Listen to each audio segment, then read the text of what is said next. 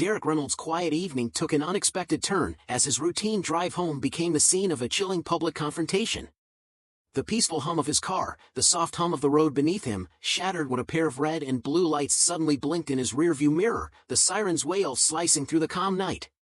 His grip tightened on the steering wheel, the sight of the flashing lights pulling his attention from the gift bag resting on the passenger seat, a carefully wrapped present for his daughter, Kira, who would be turning 9 the next day. Every mile he'd driven, every moment in the day had been worth it for this, seeing her face light up with joy as she tore open the wrapping paper. But now, this stop, this unwelcome interruption, stirred an unsettling feeling deep in his chest. The sun had just dipped beneath the horizon, casting the streets of Westfield, Indiana, in a warm golden glow. It had been a long day, his shift at the factory dragging on longer than expected, but thoughts of his daughter kept him going. He slowed the car instinctively as the officer approached, his heart rate quickening. He knew he wasn't speeding. His taillights worked fine. His tags were up to date. Still, as the cop's heavy footsteps crunched on the road behind him, he couldn't shake the uneasy feeling gnawing at him.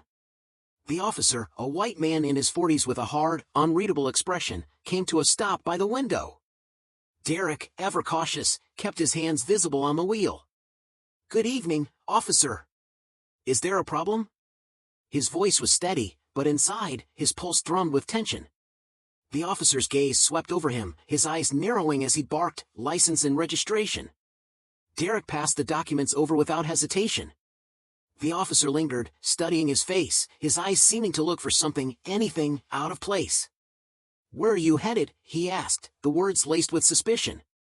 "Just heading home, sir," Derek replied, his voice calm. "Picking up a gift for my daughter." A slight, humorless curl formed on the officer's lips, but there was no warmth in the gesture.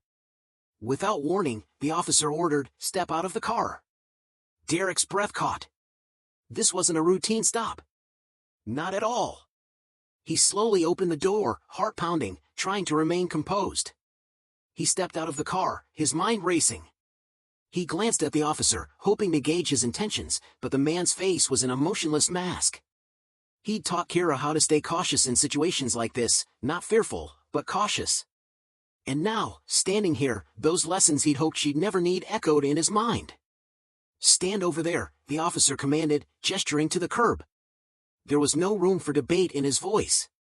Derek obeyed, standing in the cool evening air as the officer circled the car, his flashlight casting eerie beams into the vehicle's interior. Derek could feel the eyes of his neighbors on him, shadows flickering behind closed blinds, whispers rippling through the still night. Derek couldn't keep the unease from his voice. "What's going on, officer?" "I wasn't speeding, and everything's in order." The officer stopped moving, his eyes narrowing into slits. "You look suspicious," he said bluntly. "We've had reports of break-ins around here." Derek's stomach dropped. He had heard those words before, not directed at him, but at others like him. The words stung, biting into him with the force of something all too familiar. "With all due respect, sir," he began, holding his ground, "I've done nothing wrong." The officer paid him no mind. Instead, he leaned into the car, yanking out the gift bag. The delicate wrapping, the small bracelet inside, all of it was treated as if it were contraband. Derek's jaw clenched, but he kept silent.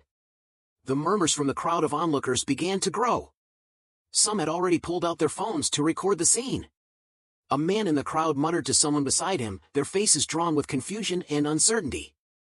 Derek, feeling the weight of the situation, spoke louder, his voice steady, though the tension in his chest was unbearable. "Is this necessary?" he asked, his words cutting through the whispers like a blade. The officer shot him a sharp glare. "Keep quiet," he snapped, his finger pointing in warning. "Let me do my job." But the officer's heavy-handed tactics weren't going unnoticed. The crowd was growing, their unease thickening in the air. Derek stood frozen, his pulse racing as the officer continued to search his car, the small gift bag now abandoned on the passenger seat, its delicate bow undone, exposing the bracelet for Kira to see. Derek's mind wandered, was Kira at home waiting for him, wondering where her father was? The officer slammed the door shut, spinning back toward Derek with a sharp movement. His flashlight shone directly into Derek's face, blinding him for a moment. "What are you really doing here?" the officer demanded, his voice rising with accusation. "I told you," Derek replied evenly, refusing to let his composure slip. I'm buying a gift for my daughter. That's all. The officer took a step closer, narrowing the distance between them, his suspicion thickening the air. You're telling me you just happened to be driving through this neighborhood at this hour? Seems awfully convenient. Derek felt the eyes of the growing crowd burning into his back. He could see them now, a sea of faces etched with curiosity, concern, and disbelief. One woman whispered to a man beside her, gesturing toward the officer. This doesn't look right, she muttered. I live 5 minutes from here, Derek said, his voice steady despite the storm of emotions raging inside him. Check my license. Everything you need is right there. But the officer didn't move. Instead, his hand hovered near his gun, fingers brushing the holster. Derek's heart sank. This could escalate so quickly. He raised his hand slightly, palms facing outward, a gesture that was both submissive and necessary. Don't move, the officer ordered sharply, though Derek hadn't budged an inch. The murmurs from the crowd had grown louder, rippling with anger. A young woman, her phone held high, called out over the noise, "This is wrong. He's not doing anything." Her voice carried over the crowd, breaking the officer's concentration for just a moment. Stay back, the officer barked, turning toward the crowd, his tone now strained. The cracks in his authority were starting to show, his confidence faltering. The cameras were still rolling, capturing every moment, every word. But just as the officer turned back to Derek, a voice from the crowd rang out, cutting through the tension like a knife. I know this man, the voice said, steady and calm, but strong. Heads turned toward the sound as a woman in her early 40s stepped forward. She exuded a quiet authority, her presence commanding attention without a word. Dressed in a cardigan and jeans, her work badge still clipped to her hip, it was clear who she was, Miss Linda Palmer, a well-respected teacher at the local middle school. Derek's heart skipped a beat. She was Kira's favorite teacher, someone who had always been kind, fair, and compassionate. And now, here she was, stepping forward to stand by him. The officer hesitated, his hand falling from his hip as uncertainty flickered in his eyes. Ma'am, stay back, he said, but his voice lacked its previous bite. I'm not interfering, she replied calmly, stepping closer, but stopping a few feet from the scene. I just want to make it clear, this man, Derek Reynolds, is a parent of one of my students. He's not a threat. He's a good man. The crowd stirred with murmurs of agreement. Derek turned slightly, recognizing her. Her voice, steady and unwavering, had planted a seed of hope in him. She was standing up for him. Her words hit the air like a thunderclap, sharp and forceful, reverberating through the stillness of the street. The crowd's voices began to rise, each one adding to the swell, calling for the officer to stand down. He's done nothing wrong, one man shouted, his voice firm with conviction. We're all watching, officer, a younger woman added, her tone both challenging and resolute. The officer glanced around, his demeanor faltering. The calm that had once cloaked the street now felt charged, thick with tension, as eyes from every direction fixed on him, phones recording every moment. Miss Palmer stepped forward, her shoes barely scraping the ground as she closed the distance between herself and Derek. Only a few feet separated them now, but the weight of the moment felt far heavier. If there's no evidence of a crime, she said, her voice unwavering, I think it's time to let him go. Derek's heart skipped a beat, a rush of gratitude swelling within him, though his face remained a mask of composure. He nodded slightly, his voice steady yet filled with unspoken emotion. Thank you, Miss Palmer. But the officer wasn't backing down. Not yet. His pride, his authority, they hung in the balance, and he wasn't about to let them slip away so easily. His jaw clenched, his features hardening, as he scanned the crowd with a look that betrayed his discomfort. The mounting pressure was palpable, as if the weight of 100 eyes bore down upon him.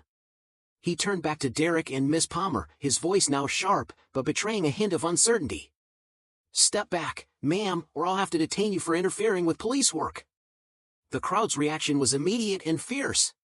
Detain her for what? Someone yelled. This is harassment, shouted another. The chorus of protest grew louder, filling the air with the sounds of frustration and defiance. Yet Miss Palmer stood unfazed. I'm not interfering, she said, her tone measured and calm. I'm standing here as a witness, and so is everyone else. She gestured to the growing crowd, more and more neighbors emerging from their homes, drawn by the spectacle unfolding before them. The officer's hand hovered near his radio, his options narrowing by the second. He glanced at Derek once more, as though seeking some kind of justification for his actions.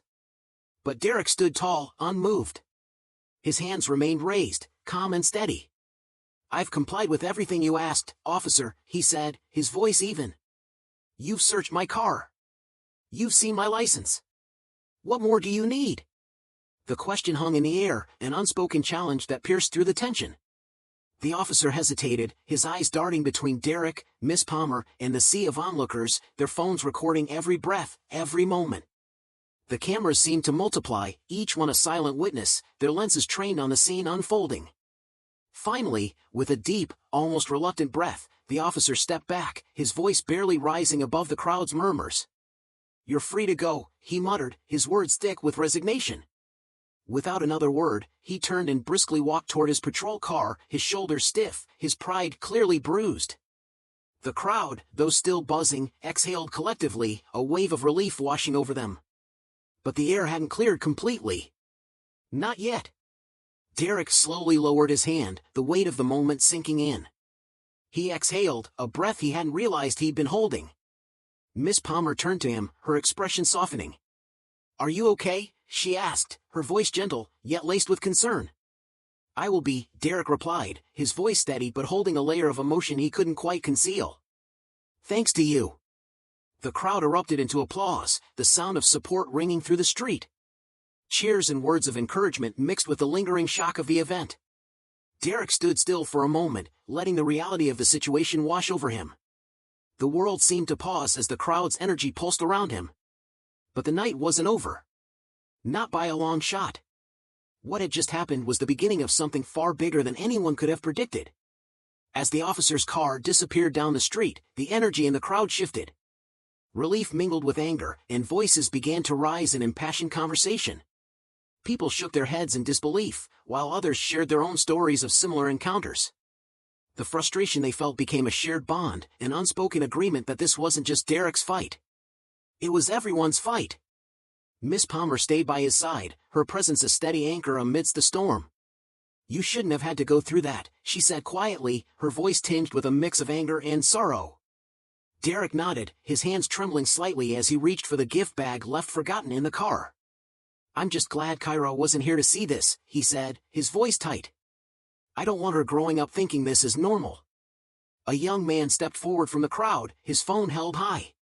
"I've got everything on video," he said, his voice determined. "We need to make this public.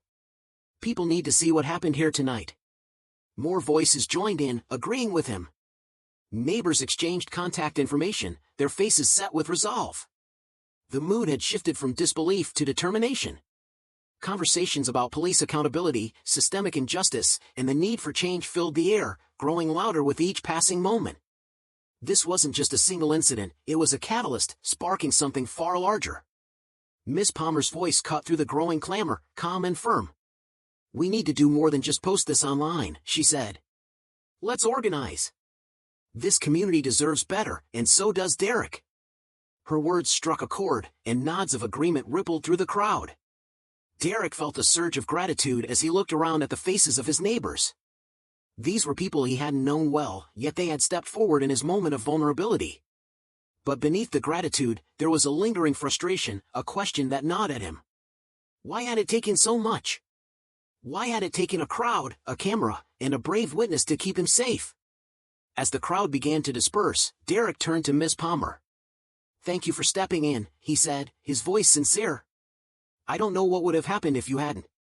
She smiled softly, a knowing look in her eyes. "We're all part of this community, Derek," she said. "If we don't stand up for each other, who will?" The impact of that night wouldn't reveal itself fully until the days that followed. The video of what happened spread like wildfire across social media. News outlets picked up the story, framing it as both a stark example of police overreach and a testament to the power of community action. Derek's calm demeanor under pressure became a symbol of resilience, a face now familiar to countless viewers. But for Derek, the experience wasn't about becoming a symbol. It was about protecting his family. It was about ensuring Kyra would grow up in a world where moments like this didn't have to happen. Sitting at the kitchen table one evening, he explained the situation to her in terms she could understand. Sometimes people make bad decisions because they don't take the time to see who someone really is, he said gently. But we always have to stand up for what's right, no matter how hard it is. Kyra, her small hands wrapped around the bracelet he had given her, looked up at him with wide, trusting eyes. But you were brave, Daddy, she said. And the lady helped you. Derek's heart swelled with pride as he nodded, his voice thick with emotion. She did. And now it's up to us to help others, too.